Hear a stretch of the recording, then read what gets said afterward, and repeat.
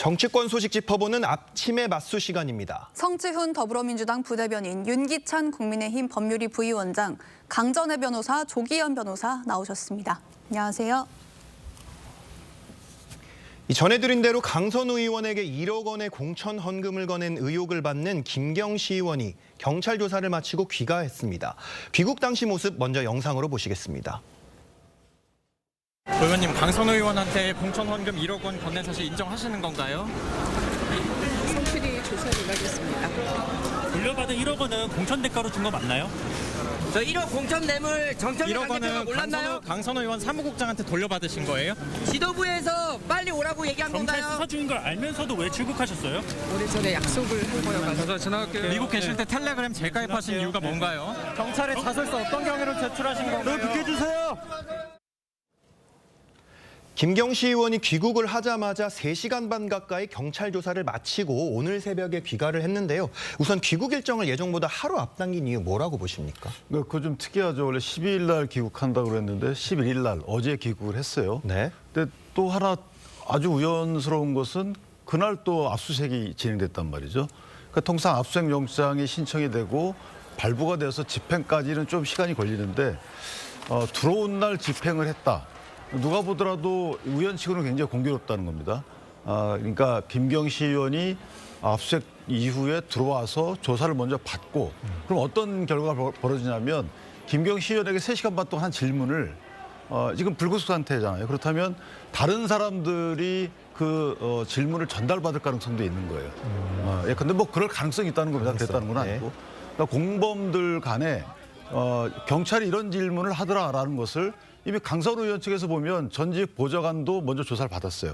그럼 보좌관에게 했던 질문을 강선우 의원이 전달받을 가능성이 있는 상황이고 거기다 김경까지 만약에 경찰 조사가 있고 그 경찰 조사 질문을 강선우 의원이 전달받았다면 강선우 의원은 조사받기 편하게 된 거죠. 근데 통상 보면 이게 2주간 거의 2주가 돼가지고 김경시 의원이 들어와서 조사를 했는데 원래는 강선우 의원 불러서 조사를 했어야죠. 근데 기다렸다가 김경시 의원 조사하고 강선우 의원 차례를 지킨다는 거 이거 굉장히 이례적이다. 하여튼 저는 개인적으로 보면 뭔가 의도적이든 의도적이지 않든 뭔가 또 순서가 지켜지는 듯한 그다음에 귀국하는 날 압수수색이 이게 공교롭게도 맞물리는 듯한 다소 좀 이례적인 상황을 봤죠. 네, 시점이 공교롭다는 말씀 해주셨는데 김경시 의원은 미국에 체류하는 동안 이 텔레그램 SNS 앱을 탈퇴하고 가입하기를 반복했다고 하는데 뭐 일부러 탈퇴를 했을 수도 있지만 휴대전화 기기를 바꾼 거 아니냐 이런 얘기도 나오고 있어요. 그러면 증거가 거기서 좀 삭제됐다 이렇게 볼 수 있는 거 아닙니까? 그럴 우려가 제기될 수밖에 없습니다. 뭐 통상 누가 봐도 이거 증거인멸의 정황으로 보여지는 상황인 거죠. 그 외에 뭐 다른 특별한 사정이 있는지는 모르겠습니다만 어찌됐든 뭐 금품수수 범죄와 관련해서는 증거인멸의 과정에서 제일 먼저 하는 게 텔레그램 계정의 삭제나 관련 대화 내용의 삭제 부분이기 때문에 그런 과정이 이루어졌다고 하면 경찰은 증거인멸의 가능성을 염두에 둘 겁니다. 그 과정에서 사용하던 휴대폰까지 교체됐다. 이건 명백한 증거인멸 시도인 거죠. 그런데 이제 봐야 될 것은 실제 뭐 아직 휴대폰을 갖고 있는지 이미 제출한 것인지는 모르겠습니다만 그렇다고 했을 경우에는 증거인멸 우려에 본인이 자술서에 어느 정도 혐의 사실을 인정하는 취지의 진술을 한 바가 있기 때문에 구속영장 신청 가능성이 매우 높습니다. 그런 위험을 감수하면서까지 했을지 이렇게 증거를 감춘다고 가린다고 해서 본인이 이후에 재판 과정에서 꼭 유리할지 이런 부분을 종합적으로 고려하면 뭐 이제 실제 그랬는지는 수사를 통해 밝혀져야 될 것 같습니다. 네, 변호사님 또 김시 의원이 미국에 머물면서 변호인을 통해서 건넸다가 돌려받았다 이런 자술서도 이제 제출을 했다고 하더라고요. 이거 역시 좀 시간을 버는 거 아니냐 이런 지적이 나오는데 어떻게 보세요? 그러니까 일단 보도되기에는 자술서라고 했습니다. 자술서에는 이 관련된 사실관계를 밝히는 일반적 진술의 내용이 있을 수도 있고요. 범죄 혐의와 관련돼서 그 사실을 인정하는 자수서의 취지일 수도 있습니다. 근데 둘의 성격 중 어떤 건지 모르겠습니다. 핵심적으로는 실제 금품을 건넨 시점, 반환한 시점, 이게 범죄의 성립과 관련된 중요한 부분이 누락돼 있다면 어느 정도 말을 맞춘 상태에서 인정하는 취지의 정도의 진술만 해놓고 이후에 수사에 대응했을 가능성이 높고요. 비슷한 취지의 답변을 강선우 의원이 지금 하고 있고 사무국장도 1차 조사에서는 부인하는 취지였지만 교묘하게 또 말이 맞춰지는 느낌도 한편은 있습니다. 그래서 일정 정도의 의사소통을 하고 있지 않나 싶습니다. 그래서 경찰이 수사 과정에서 이 셋 간의 핵심 피의자들 간에 어떤 얘기가 오고 갔는지를 밝힐 수 있을지가 관건일 것 같습니다. 네. 이 경찰이 김씨 의원과 강선우 의원에 대해서 압수수색을 시작을 했습니다. 너무 늦은 건 아닌가요, 지금? 아까 제가 말씀드렸던 많이 늦었죠. 왜냐하면 압수수색을 신청해서 물론 그 속사정은 모르겠습니다. 신청했는데 검찰이 신청 기각을 했는지 아니 법원이 반려했는지 이런 사정이 있는지는 모르겠지만 어쨌든 일단 압수수색된 시점과 이 29일 날 이 사건이 고발이 됐단 말이에요. 29일 날 고발이 된 이후에 31일 날 배당이 되고 배당된 그 당일 날 김경시 의원은 또 출국을 했어요. 그럼 그 사이에 어쨌든 압수수색이 진행됐어야 됨에도 불구하고 안 되다가 공교롭게도 입국하는 날 압수수색이 진행됐습니다. 그렇다면 그 미국에 있는 사이에 텔레그램을 2번씩이나 탈퇴했다, 재가입했다. 이 말은 무슨 의미냐면 첫 번째 텔레그램을 탈퇴한 이후에 뭔가 또 의사를 나눴다는 거 아니겠어요? 네. 뭔가 누군가 의사를 주고받고 해서 그 문장을 다시 한번 지었다는 거잖아요. 이거는 글쎄요. 누군가와 같은 이 사건 관련돼서 충분히 논의를 했다라고 의심할 만함에도 불구하고 이렇게 경찰이 아직까지 너무 늦게 압수수색을 한 부분에 대해서는 상당히 이례적이다. 이렇게 생각합니다. 네, 경찰 수사가 본격화하는 가운데 2022년 지방선거 당시 다주택자로 공천 배제 대상이던 김 시의원이 단수공천을 받은 배경이 명확하게 밝혀질지 주목이 되는데요. 영상 보시고 이야기 이어가겠습니다. 어떻게 하다가 그러셨어요, 이게. 저도 살려주세요. 하여튼 이거 돈 돌려주시고요. 제가 없어도 이렇게 됐어요. 정말 이런 사람이 공간위에서 강선우 의원 발언이 조금 문제가 됐었나 봐요. 예. 이제 김경시 의원을 단수공천 주자 이런 발언이 나왔었나 봐요. 네, 강선우 의원이 김병기 의원을 만나서 살려달라고 한 발언 듣고 왔는데요. 이 다음 날 회의에서 강 의원이 김경시 의원 단수 공천을 주장을 했다고 하는데 그러면 강 의원이 단수 공천에 결정적인 역할을 하고도 지금 본인을 보호하기 위해서 당에 거짓 해명을 했다고 보고 계시는 겁니까? 사실 강선우 의원에 대한 즉각적인 제명 조치가 빠르게 이루어졌던 것은 거짓말을 했다는 것이 바로 밝혀졌기 때문이죠. 그러니까 네. 회의록이 다 남아 있거든요. 그렇기 때문에 사실 그 공관위 회의에 참석했던 사람들 중 김병기 전 원내대표는 강선우 의원과 이야기를 그 전날 나눴습니다만 회의에 불참했고요. 아마 다른 공관위원장이나 다른 사람들은 이 상황을 인지하지 못하고 있었을 겁니다.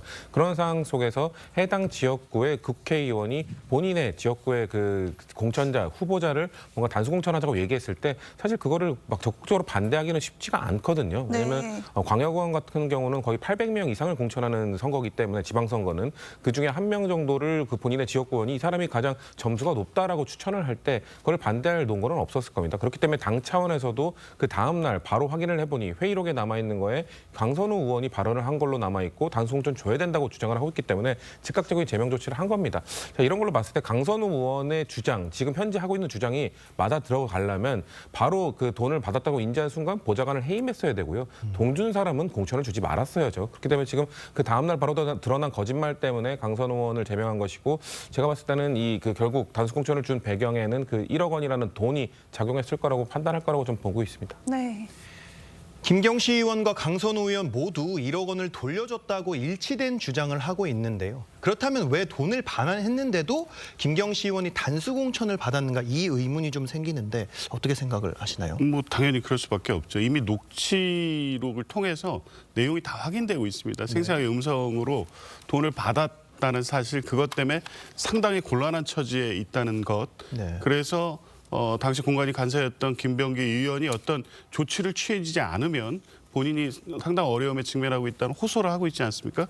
그리고 그 다음날 결과가 발생했습니다. 네. 그렇다고 하면 뭐 지금 휴대전화나 다른 증거가 인멸이 돼 있는지는 모르겠습니다만 이 녹취록 그리고 돈을 받았다는 사실 그리고 결과가 발생했다는 사실만으로도 어느 정도 혐의 입증은 가능할 것으로 봅니다. 물론 이제 완벽하게 이런 다른 어떤 시나리오를 가지고 부인할 경우 그 부분을 반박할 만한 이 수사를 또 경찰이 결과를 내야 되는 또 어려움은 있을 수 있습니다만 지금 나와 있는 사실관계도 혐의를 입증하는 데 있어서는 어느 정도 충분하다고 봅니다. 네, 강전혜 변호사님, 네. 경찰의 압수수색 영장에 뇌물죄가 적시돼 있다고 하더라고요. 네. 그런데 강 의원과 김시현 주장대로 1억 원을 반환을 했다고 하더라도 뇌물죄가 성립할 수 있는 겁니까? 일단 김경시 의원 같은 경우에는 처음에는 준적 자체가 없다라고 했다가 이번에 경찰의 자술서에서는 강선우 의원이 주장한 것과 똑같이 1억 원을 줬지만 돌려받았다라고 작성한 것으로 알려지고 있습니다. 근데 이게 뇌물죄라는 것이 줬다가 만약에 강선우 의원 측에서 보좌진이 받았다는 것을 즉시 인지한 상태에서 반환을 했다면 이게 죄가 성립이 안 될 수 있겠습니다만 네. 며칠이라도 고민을 한 상태에서 돌려줬다. 이런 것들은 뇌물죄 성립이 가능하다라는 것이 판례 일관된 태도거든요. 근데 지금 오픈되어 있는 녹취를 보면은요. 김병기 의원이 하여튼 이거 돈 돌려주세요라고 이야기를 하고 있습니다.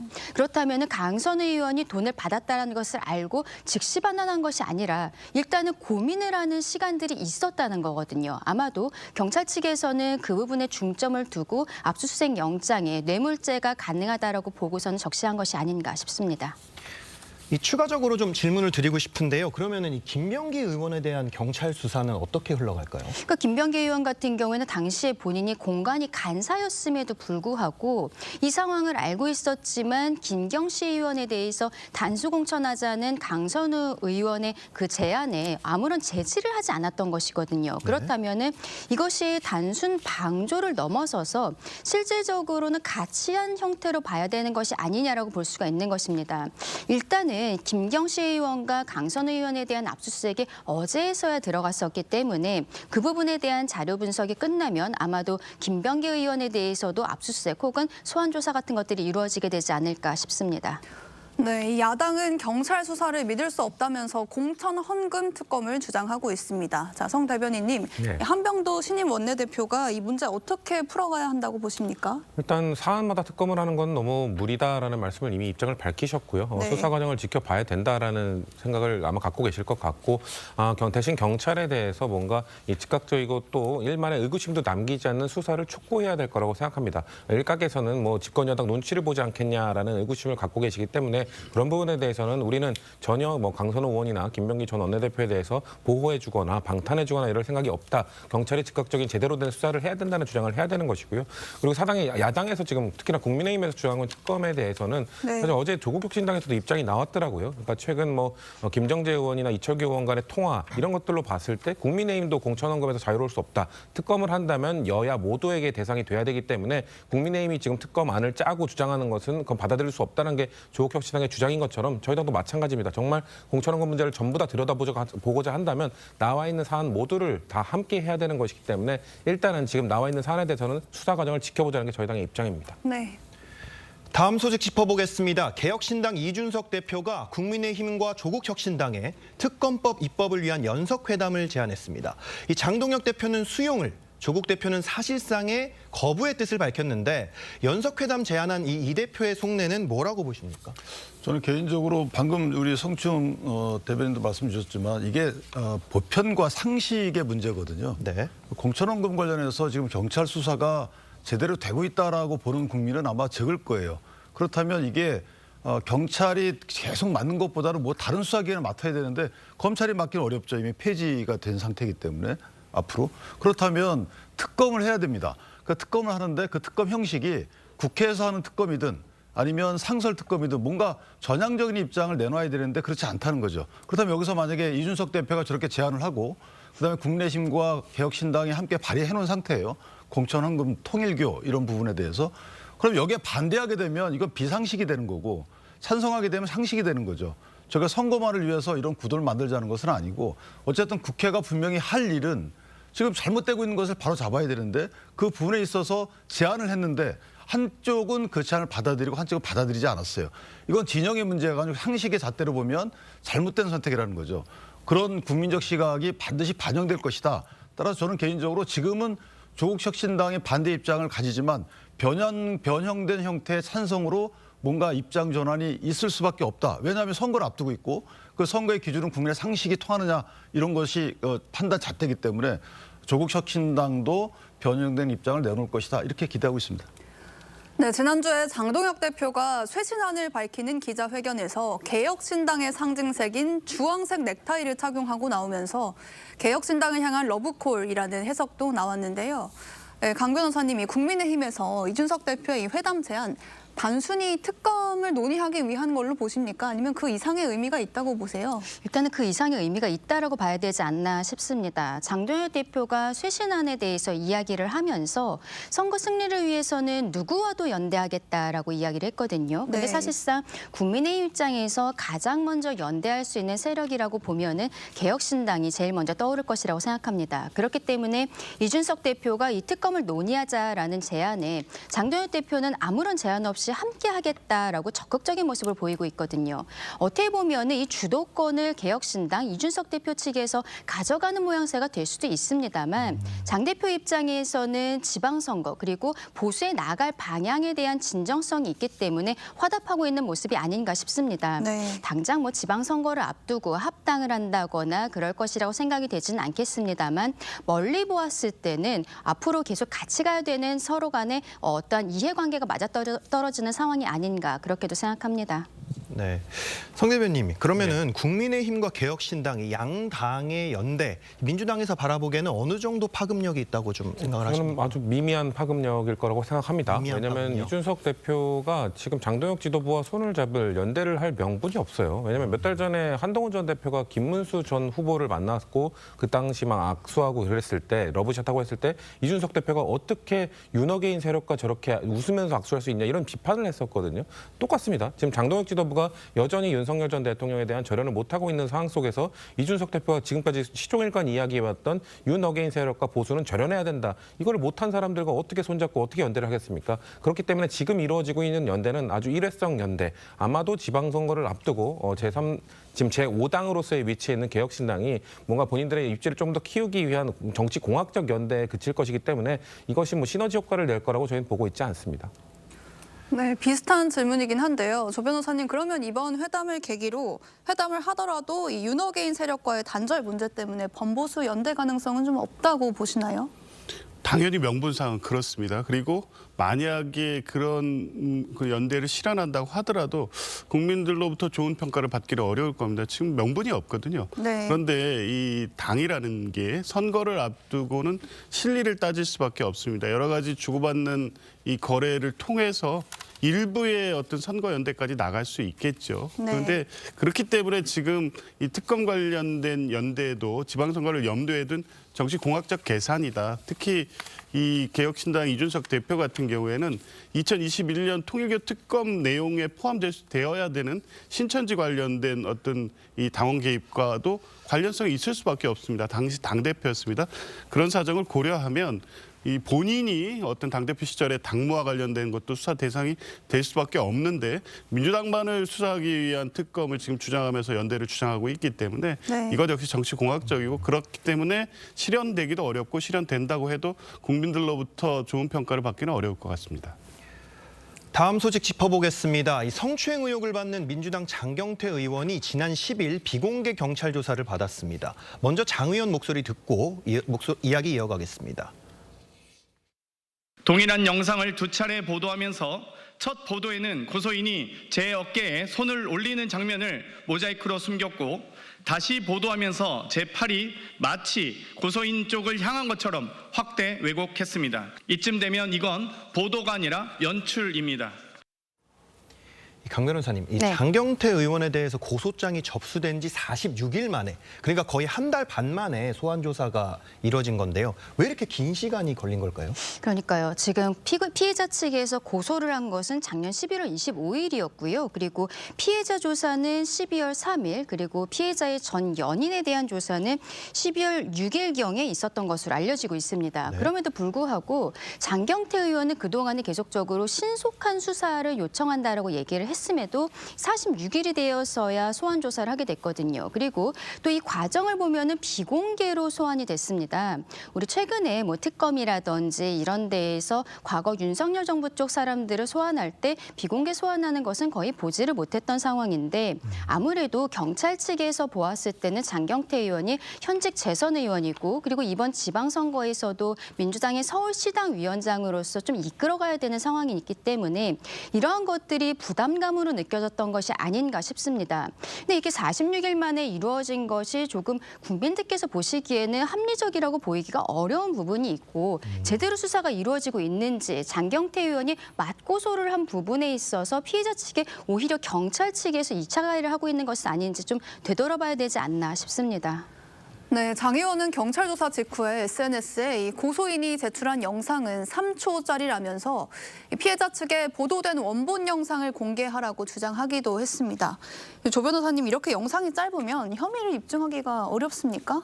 뭐 꼭 그런 건 아니죠. 영상의 길이 문제는 아니고 네. 그 확보된 증거 영상이 실제 성추행 행위를 완벽하게 입증할 만큼의 내용을 담고 있느냐의 문제입니다.